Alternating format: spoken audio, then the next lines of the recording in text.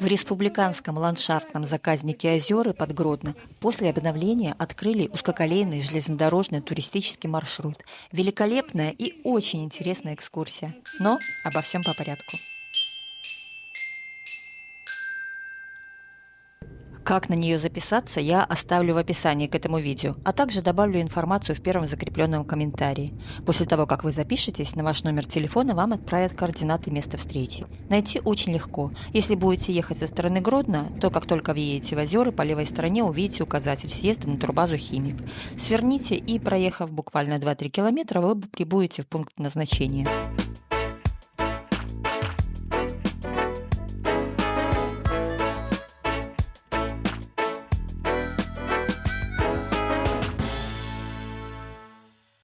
Сразу же у железнодорожного переезда узкоколейки по левую сторону будет большая стоянка для автомобилей. Вы пройдете здесь же регистрацию, оплатите экскурсию, вам выдадут чек, и после всем участникам выдадут специальное устройство. И вы комфортно будете слышать то, что говорит гид. Очень легко, но тем не менее надежно крепится на ухо, и громкость звука можно регулировать самостоятельно.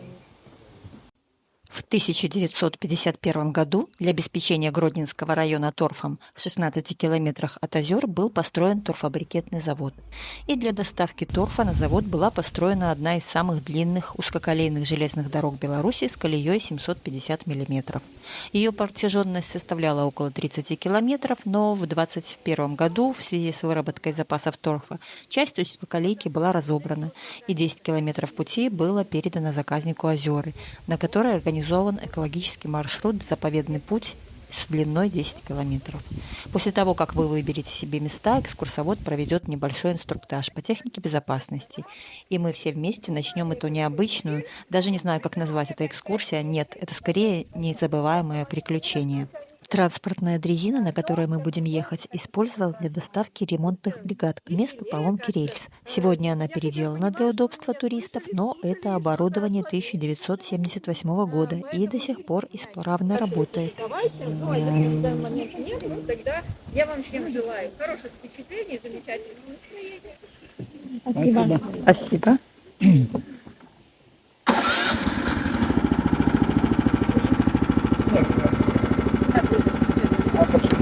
Этот маршрут узкоколейки единственный в Беларуси, проходит через особо охраняемые территории.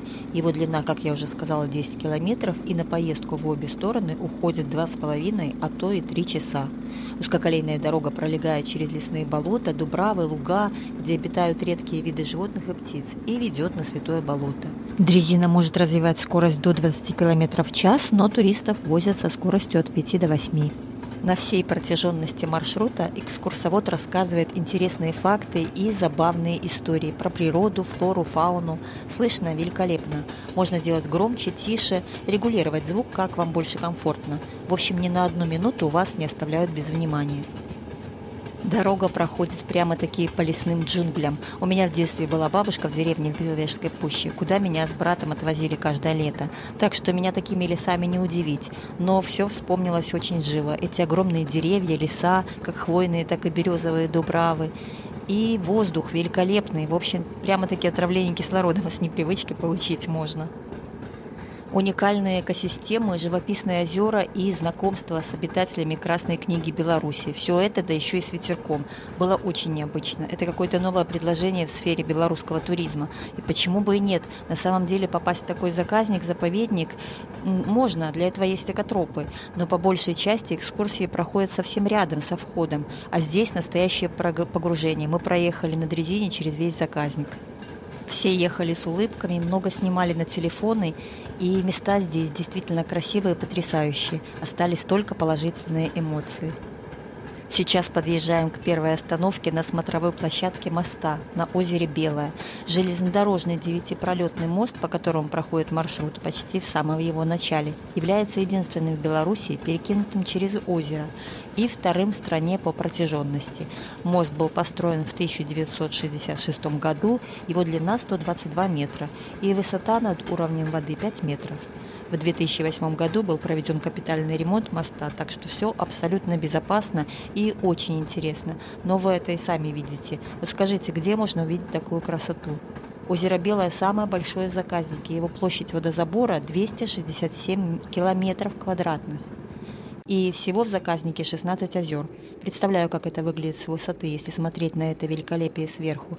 Не зря все-таки Беларусь называют синеокой и краем озер, потому что сверху озера отражают синее небо. Вот куда надо возить детей и подростков, чтобы показать красоту родного края. Нам очень подробно рассказали про рыб, которые водятся в озерах. И информация – это не сухие факты, а преподнесена была весьма интересно. Например, вы знали, что угорь, который у нас занесен в Красную книгу, нерестится только в Саргассовом море на глубине 400 метров, где температура достигает плюс 16-17 градусов, после чего рыба погибает. И после того, как мальки угря немного подрастут, инстинкт заставляет их возвращаться к местам обитания в пресной воде. Иногда это даже до 8000 километров доходит.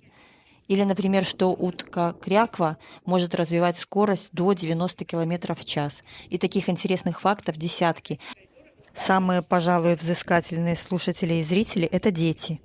Все мы знаем, как тяжело завладеть их вниманием.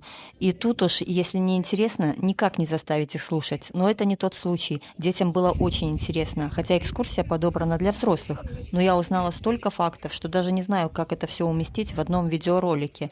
А впрочем, наверное, не стоит рассказывать все. Это приключение должен испытать каждый. Поверьте, такую экскурсию даже можно подарить на день рождения, например. Подарок, который запомнится надолго.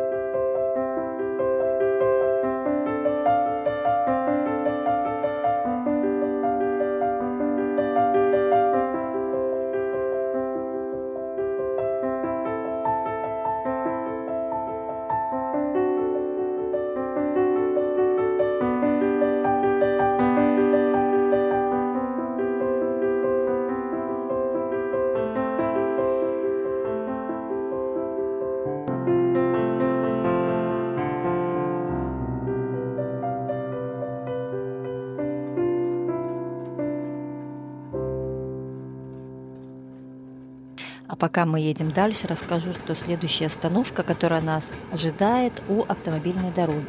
Здесь всех попросят сойти с дрезины и в целях безопасности перейти дорогу пешком. Но до этого, конечно же, вас ждут интересные истории из жизни природы заказников. Рассказывали о зубрах, тарпанах, это дикие лошади. Многие из вас уже не раз видели целые стада, которые бегут по полям вдоль дорог. Удивительное зрелище. Так, например, узнали, что самый опасный зверь в наших лесах, вы удивитесь, но это лось. Не медведь, который просто очень любопытен и, как правило, не причиняет людям вреда, если правильно себя с ним вести. И не волк, который очень осторожен и просто не выйдет к людям. А вот лось опасен тем, что он непредсказуем, потому что может часто находиться под каким-нибудь, как бы это сказать правильно, чтобы YouTube не забанил мое видео. В общем, лоси часто лечатся от паразитов грибами и, как правило, ядовитыми. И может в этом состоянии выходить к людям и на дорогу. Именно поэтому звук автомобиля его не отпугивает. И если вы начнете сигналить, то, скорее всего, лось воспримет это как угрозу. И тут уже убежать не удастся. В общем, рассказали, как вести себя при встрече с дикими животными и много интересных фактов. Информацию про зубров и как их увидеть тоже расскажу, но чуть позже в этом видео. А сейчас мы въезжаем уже в ту часть заказника, где уже нет автомобильных дорог и начинается закрытая часть с болотами, песчаными дюнами и редкими видами животных. И, к слову сказать, расскажу, что я получила согласие всех членов экскурсионной группы на съемку, в том числе детей. Мне разрешили снимать, показывать людей, кто будет попадать в кадр, поэтому не волнуйтесь, все было очень дружелюбно и вполне на законных основаниях. Отсутствие части леса справа – это, увы, факт, произошедший по вине человека. Из заброшенного окурка лес сгорел, и пожар достигал такой силы и высоты, что дерево обуглено до самой вершины. Здесь уже начинается болотистая часть местности, и слева нам показали хатку бобра. Остановиться было нельзя, так как семейство бобров там обитает, и чтобы не нарушать покой животных, покажу вам фото, как это выглядит. К шуму дрезины бобер уже привык и даже совершает небольшие диверсии, делает подкопы под рельсами, и периодически эти ходы приходится засыпать.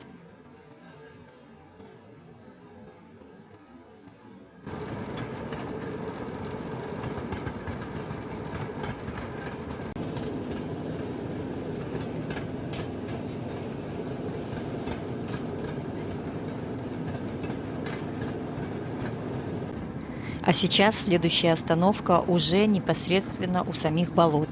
Это остановка, которая называется река Ежовица. И здесь нам уже интересно рассказали о самих болотах, какие они бывают, почему некоторые из них опасны и как появляются, как формируются. Например, оказывается, формирование болота происходит на 1 миллиметр в год. Так, торфяное болото высотой 7,5 метров формировалось 7,5 тысяч лет. И из-за этого, что в 60-е годы XX века многие болота осушались и экосистема была нарушена, на формирование новой экосистемы уйдет не 1 000 лет. Рассказали, где находятся болота в окрестностях озер, по которым можно ходить. И это непередаваемое ощущение, если ни разу его не испытал на себе. Рассказали, что ходишь как будто по большому желе, которое под тобой колышется, но ты не проваливаешься. Ой, в общем, много интересной и необычной информации. А я, глядя на эту реку, честно, все время ждала, когда же появится крокодил. У меня так было в Варшавском зоопарке, там точно такая же речка, и из нее неожиданно выплыл крокодил. В общем, мой травмирующий опыт дал о себе знать. Дошли мы с вами до болот. Знаете, какие виды болот вообще в целом в мире бывают? Болота переходные. Вообще все свои названия они получили из-за способа питания. То есть, если низинное болото, как в нашем случае, вот здесь низинное болото, оно питается за счет грунтовых вод, либо в данном случае благодаря реке Ежовице. На низинных болотах всегда богатая растительность, суховая, злаковая, ольха произрастает, потому что много питательных веществ. Чертово, гнилое, то есть то, что человека самого будет отталкивать.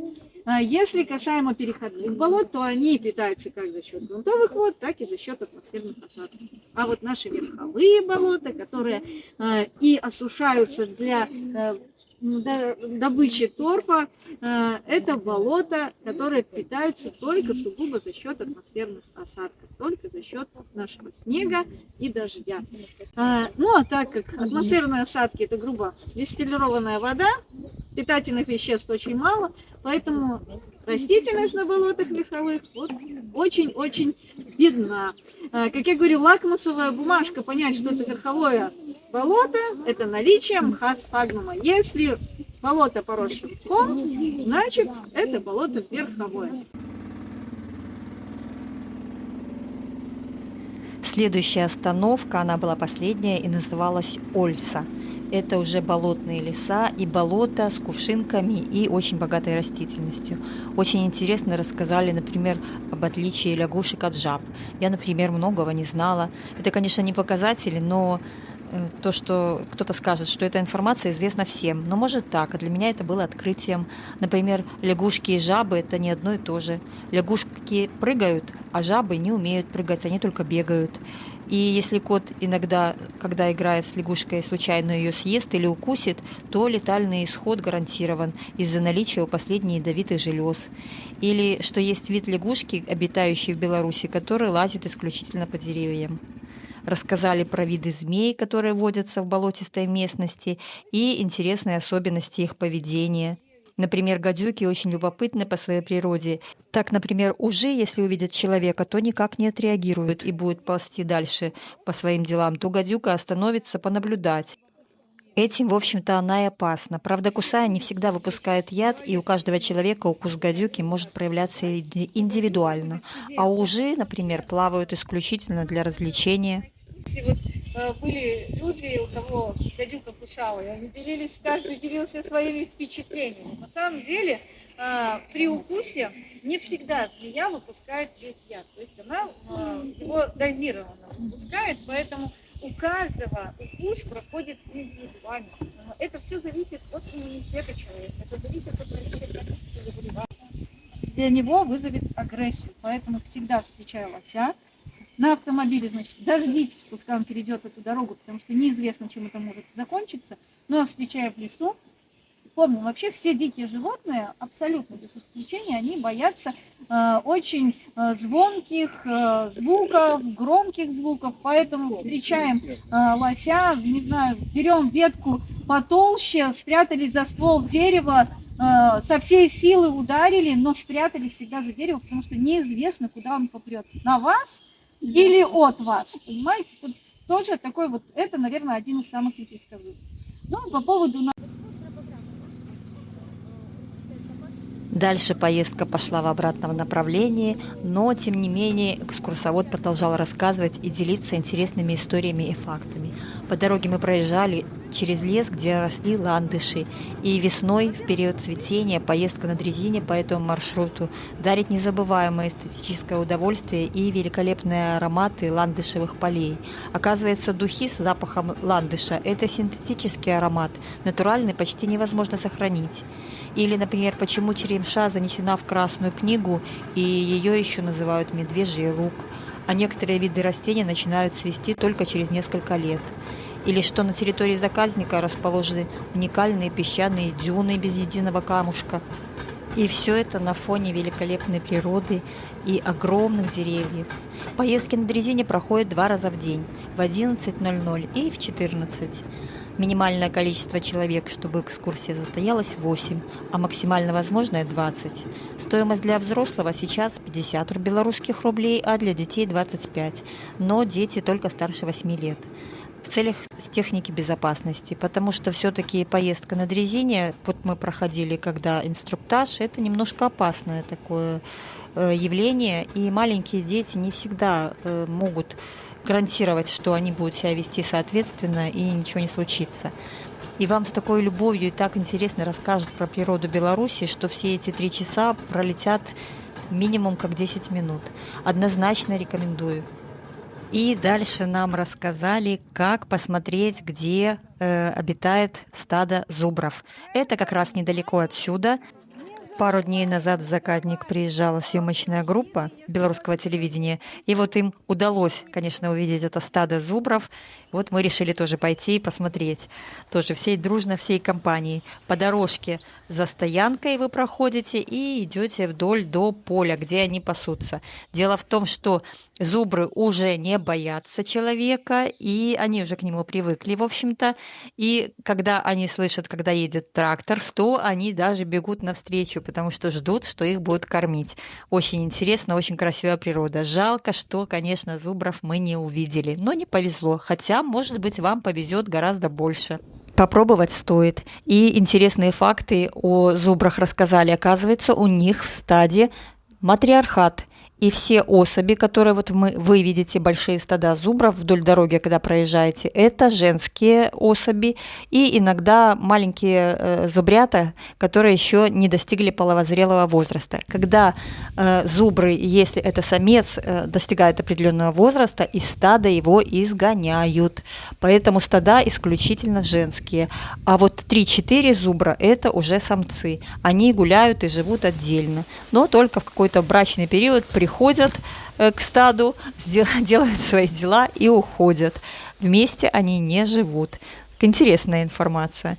Но и ходить, конечно, по этим живописным местам было тоже очень интересно. Рассказали, где недалеко отсюда находится великовозрастная Дубрава. Я так искала ее в прошлом году, и вот в этом году удалось побывать. Так что тоже сниму для вас видео и ждите следующих выпусков. Если было интересно, пожалуйста, поставьте лайк этому видео, напишите комментарий, может быть, вы были уже на этой экскурсии, либо собираетесь. Но такой маленький спойлер, скажу, мест очень мало, я сама еле удалось записаться и, в общем-то, практически на подхвате, потому что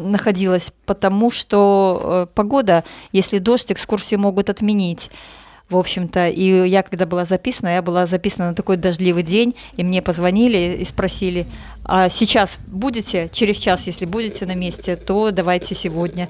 И я сорвалась сразу, поехала и ни разу не пожалела. Конечно, экскурсия великолепная, просто великолепная. Всем рекомендую. И записывайтесь, потому что, как я уже сказала, мест мало. Ну и по опыту, когда я снимала Каролинский фольварок Тезенгауза, я сняла, выпустила видео, и потом уже звонил мне управляющий, что попасть туда практически невозможно. Возможно, даже будут вводить цену за билеты, потому что людей очень много. Также и здесь. Если хотите, то записывайтесь заранее, экскурсия стоящая, действительно. Ну, и на этом мы с вами прощаемся ненадолго. И, как всегда, всех обнимаю. Всем пока!